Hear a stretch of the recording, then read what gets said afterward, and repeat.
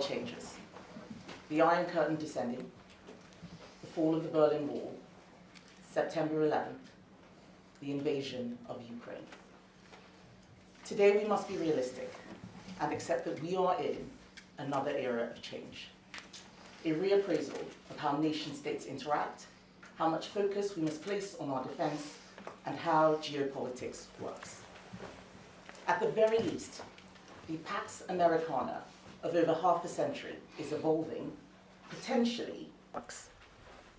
At the very least, the Pax Americana of over half a century is evolving, potentially even ending. We may be witnessing a more fundamental reset, perhaps a return to the world of the strong and the weak, and in such a world, we must not be weak.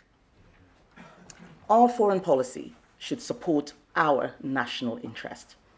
We should review those alliances, methods, and approaches which served us well for 3 generations. Where they work, we should keep them, and where they do not, they should go. The United Kingdom must accept reality.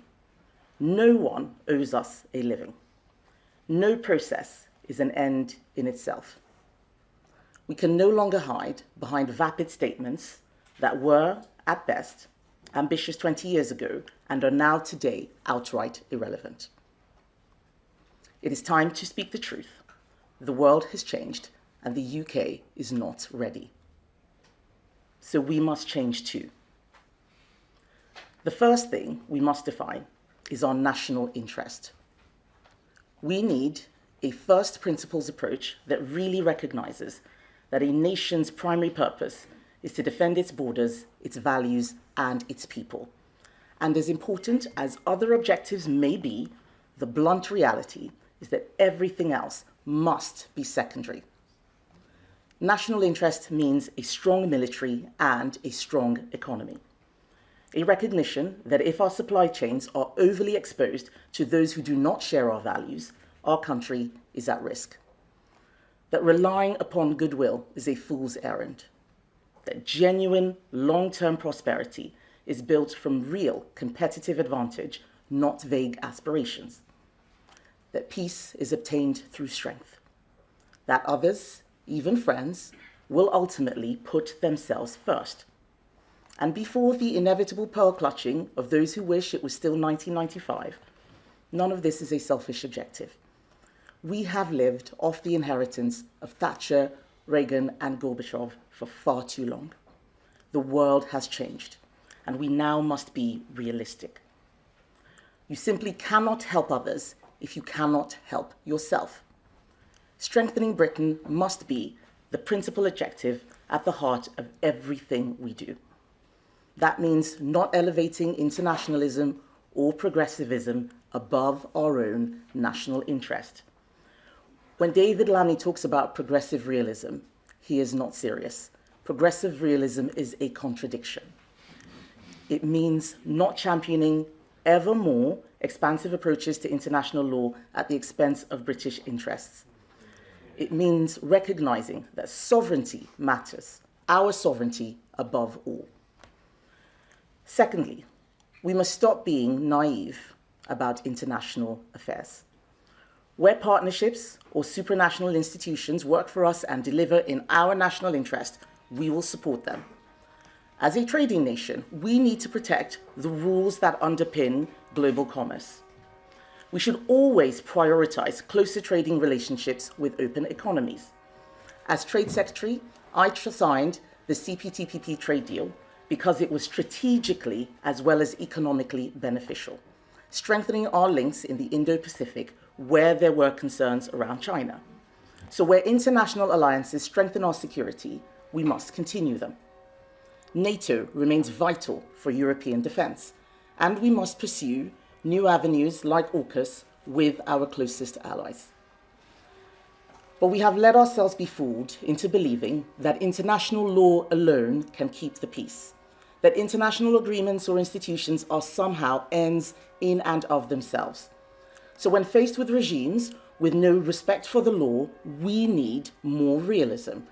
international law should not become a tool for NGOs and other critics to advance an activist political agenda through international bodies or our courts. Just look at how the ECHR redefined climate protection as a human right, or at the overreach in the advisory opinion of the International Court of Justice and the ruling of the International Tribunal for the Law on the Sea on Chagos, or at the UN rapporteurs touring the world claiming that the West is racist and discriminatory when we clearly are not. If international bodies are taken over by activists or by autocratic regimes like China and Russia, we must use our influence to stop them. And if that fails, we will need to disengage. The third thing we must do is get serious within our own nation. We no longer have time for fripperies and inconsequentials. We cannot waste effort on trivia, such as declaring our pronouns or trying to redefine what a woman is. We shouldn't apologize for our past, let alone be discussing paying reparations. Our leaders should not be taking the knee. Young people can no longer be taught to dislike our country, our institutions, and our history so much that they say they wouldn't fight for it. And before someone else again accuses me of fighting culture wars, this goes well beyond personal interest. Every single second that we spend on these matters is a second lost, while our adversaries are advancing. Fourthly, we must be realistic about our failures so we stop repeating them. Despite the loss of so many British lives, Afghanistan fell again to the Taliban. We helped force Gaddafi from power in Libya, but a failed state was left behind. We watched America set red lines for Assad in Syria, and then watched as Assad crossed them. Britain led the world and the West in support for Ukraine. I will always be proud of the support that the last Conservative government gave in the run-up to Putin's invasion and in those first crucial weeks and first few months of the war. We helped prevent Kiev falling, and we supported Ukraine in regaining territory that was initially lost to Russia. But it is also true that overall, the West has not done enough to support Ukraine. We were too ineffective, too indecisive, and too often behind the curve. As a result, Putin gained what he needed most: time. We now see the consequences. An end to the war is being negotiated while a fifth of Ukrainian territory is under enemy occupation. The danger is that aggression does not merely go unpunished, but ends up rewarded.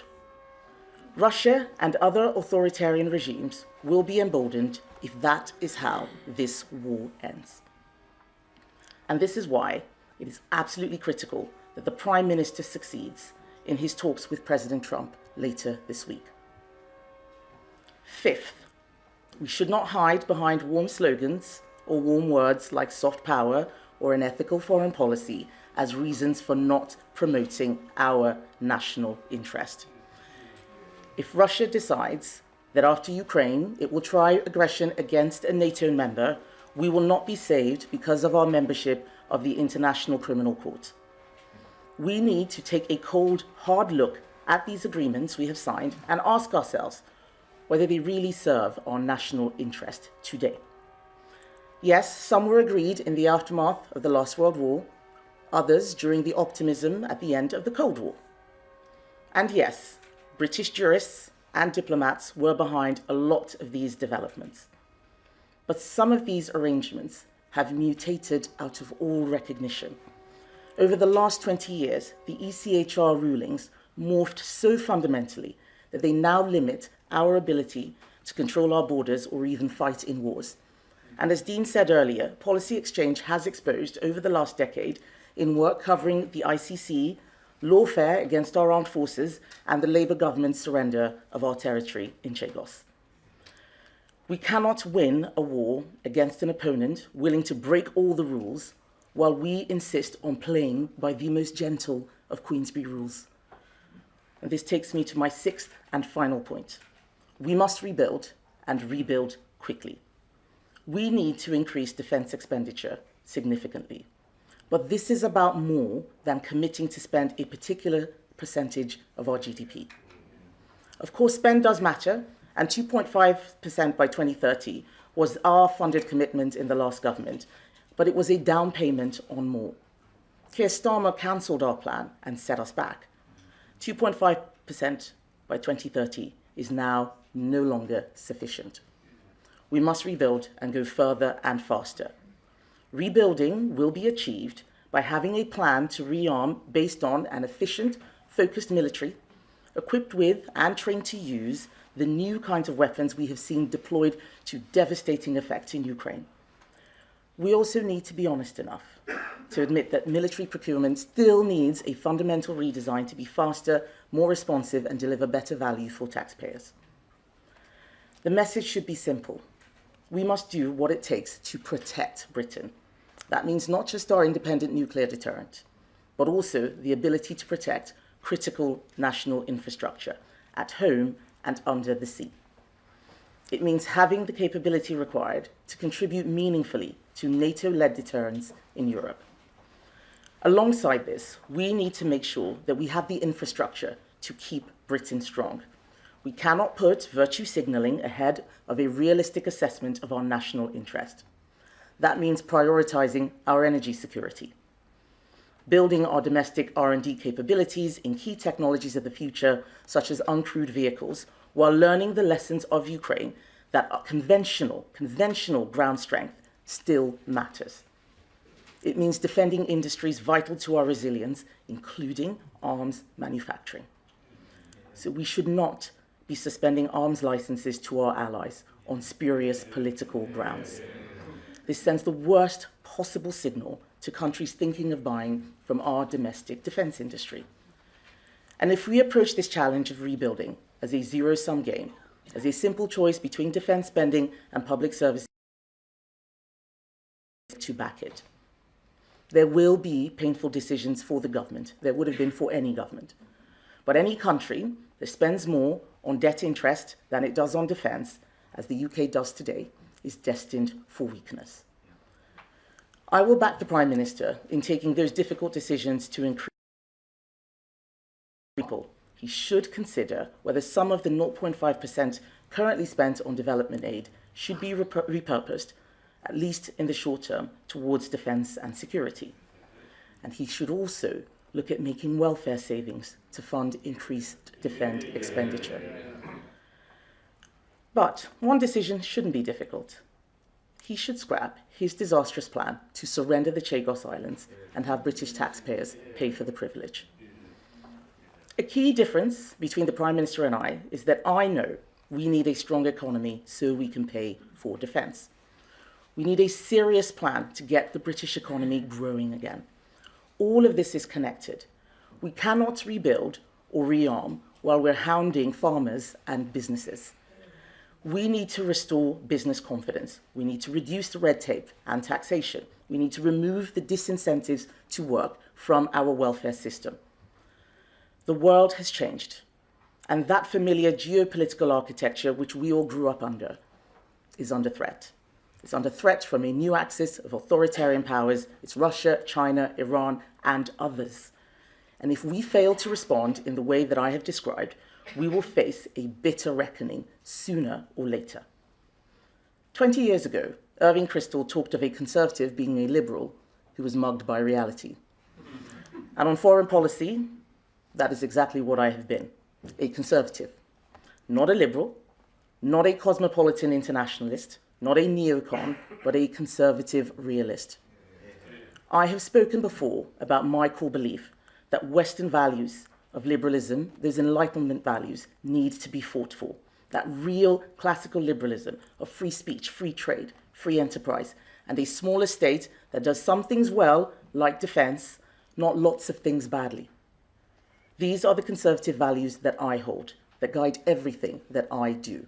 And I believe the country our children will inherit will be stronger if we reassert them. For nearly 2 centuries, since Britain emerged from the turmoil of the Napoleonic Wars, the Conservative Party has stood for strong defence. Defence of our national traditions, of monarchy, faith, family, law and order, and individual liberty against every threat we faced, from Nazi Germany to the Soviet Union, Al-Qaeda, the Islamic State, and now Vladimir Putin. But we conservatives have always believed that the indispensable foundations of strong defense are a strong economy and a confident society that believes in itself and its traditions, and that these are worth defending. We cannot defend them without realism. Thank you.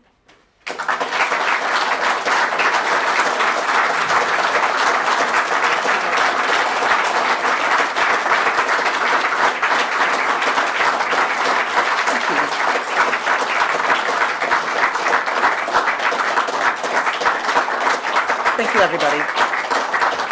I know that we've got questions from the media. I have a list here, and first up is Vicky Young from the BBC.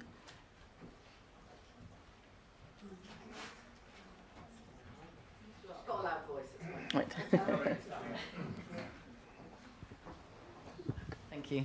Vicky Young, BBC News. If it was you heading to Washington this week to see President Trump, would you be raising any concerns about some of the things he said about Ukraine, about President Zelensky, and also about the fact that last night America aligned with Russia at the UN? Would you be willing to say that to him face to face? Are you at all concerned that other leaders haven't been doing that? America is an ally, but I've been very clear that I disagree with President Trump when he said that President Zelensky was a dictator. Vladimir Putin is the dictator, and I wouldn't be afraid to say so. But I also would be saying things that he and I would agree with, which is that we need to spend more on defense. And a relationship, even with friends and allies, isn't about just telling people what they want to hear. It's about speaking the truth. But there's so many things that we can cooperate on with the US. I don't think I would be having any problems with those discussions. Thank you. Beth Rigby, Sky. Thank you. Thank you. Kemi Badenoch, you just talked about authoritarian regimes, talking about China, Iran and Russia. And it comes as the US pivots away from Europe, pivots away from the UK, votes at the Security Council with China and Russia. You just said that the US is an ally, but are you concerned that it is becoming a threat to UK interests? Should we pivot closer to Europe? And just on the ECHR and the International Criminal Court, what are you saying? Are you saying that you now think we should withdraw from these institutions? Thank you. So Beth, let me be clear. The US is not an authoritarian regime. It shares those same Western values that we share: free trade, free enterprise, free speech. But what we see it doing is acting in its national interests. It is being realistic, and we need to be so too. Now, that doesn't mean we're going to agree on everything. We disagree with them on that resolution, for example. But that is why I want the Prime Minister to be successful in his talks and find out what the thinking was behind that. And when it comes to the ECHR, I have always been very clear that the ECHR should not stop us from doing what is right for the people of this country and what is right in our national interest. And if it continues to do so, at some point we will probably have to leave. What I have not agreed with is deciding that we should leave without having a plan for what that looks like and how to do so in a way that makes sense. We still believe in the rules-based order. We have to, because we are a trading nation. It's the point I made in my speech. I was Trade Secretary for a long time. Without rules, then things just don't work. But other countries are breaking the rules, and we need to get serious about that and not pretend that those things aren't happening. And that's really what I want us to focus on. Chris Hope, GB News. Chris Hope, GB News. Kemi Badenoch, two quick questions. On Beth's question there, yes or no, will you start work now then on planning to withdraw from the ECHR, given you've given a big hint today you're keen on that idea? You say 2.5% of GDP is not sufficient anymore by 2030 on defence. What's your new target for defence spending? Thank you, Chris. So the last time I was on my show, I was on your show, you asked me that question. So I've already answered that question on live TV. But it's exactly what I said to Beth. We are going to be working on this. I said that I wasn't going to be setting out detailed policy. We are going to start with principles. This speech is about our principles. Realism, conservative realism, is what we're about.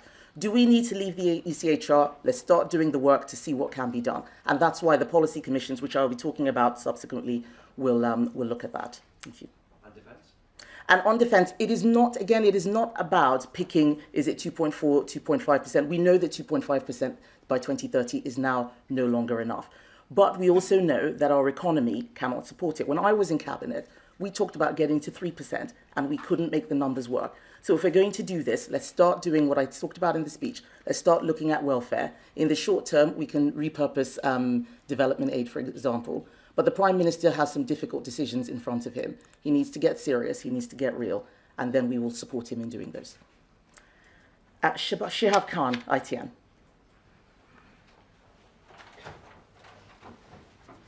Shihab Khan from ITV News. You've not given us a number there for how much you think defence spending needs to go up by. Is there roughly a figure that you think would be acceptable, and how much do you think the country could afford given its current position? And when you were in government just now, you've mentioned that Cabinet wanted to get it to 3% of GDP but wasn't able to do so. You're now talking about cutting welfare. Why didn't you do that at the time to make sure we could get to 3%?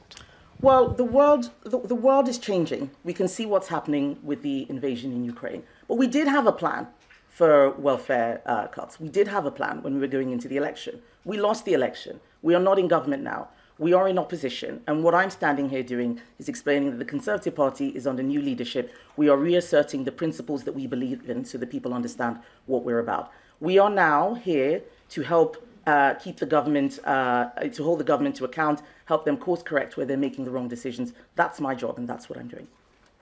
Martin Beckford, The Mail.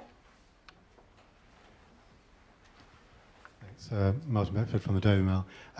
As a former business secretary, I was just wondering what you made of the prospect of Britain being hit by reciprocal tariffs by President Trump. Is there any way we can avoid that, and what effect do you think it will have? The best way that we can avoid tariffs is by signing a US-UK free trade agreement. And the last time President Trump was in power, when we had Prime Minister Boris Johnson, we were negotiating that. I saw the work that had been done. And President Biden scrapped that. What Keir Starmer needs to do now is to pick up where we left off and conclude that UK-US free trade agreement. But at the end of the day, tariffs are part of the WTO toolkit. As Trade Secretary, I saw when and how people can use them. Sometimes it's important to stop anti-dumping, for example. When other countries are breaking the rules, tariffs are a way for us to try and protect our economy and our industry. But overall, we should be looking at free trade. Thank you. Camilla Tominey, Telegraph.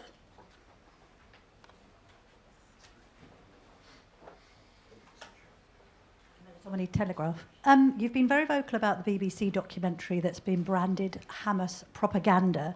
It's emerged that £400,000 of licence payers' cash may have been spent on it.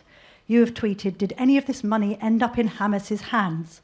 Is this now a subject that the Met Police must investigate under counter-terrorism laws? Well, Camilla, we know that it is illegal to give money to terrorist organisations. Hamas is a terrorist organisation. The Met would make its operational decisions. I think that the BBC certainly needs to investigate and get the evidence for what has or what hasn't happened, and then the police can make a decision on that. But we know what is right and what is legal in our country, and giving money to terrorists is not it. And I have Martin Green from Policy Exchange. Yes, it actually follows on from the last question. The problem is the BBC. The BBC used to be what I would call a respected neutral reporter.